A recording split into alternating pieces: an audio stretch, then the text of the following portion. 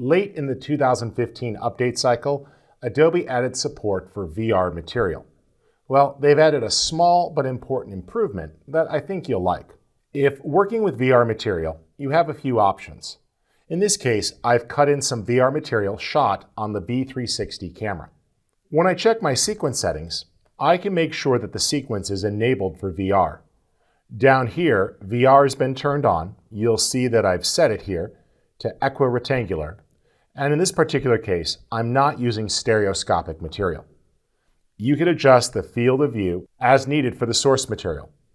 In this case, it's about 360 by 120 degrees for this camera. Now, I can enable VR viewing. When you edit, of course, it's going to simply be the entire sequence, but you might decide to work with a VR view to simulate the user experience. I've added the button here for toggle VR display mode.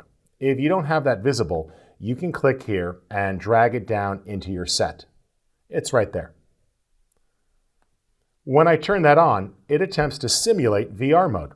And you'll see here that we have some simple sliders that we can use to adjust, to pan and look around within the environment. Well, the challenge with these sliders, as well as the hot text, is that it does take up a lot of user interface space.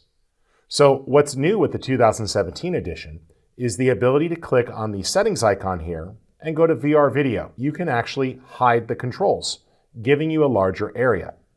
You'll also notice under VR video, you do have settings, and this is where you can adjust things here, such as the monitor view and the vertical view for the horizon. This allows you just to change things here to match how your headset might be behaving. Now, you might say, without those controls, how do we move around?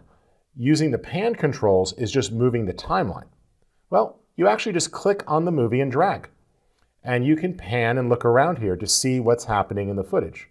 So I can see our subject here, or pan around to see where he's looking. In this case, a ride down a river. And we can see that first-person perspective. And as I drag through the video file, I get an idea of his view. So this subtle improvement is really quite useful. In the past, while I liked being able to see those controls, they definitely took up a lot of user interface, and it made it difficult to really be submerged in the content. But now, by clicking that settings icon, I can go to VR video and simply hide the controls. This creates a more immersive experience and allows you to just click and drag around in the environment to see the virtual reality footage. Remember, this is just a preview. If you're going to be working with VR video, you may want to work through and actually connect a pair of VR goggles and monitor the output from your computer or system. But being able to simulate the view while editing makes it easier to stay focused and particularly make some edits or cuts with VR source material.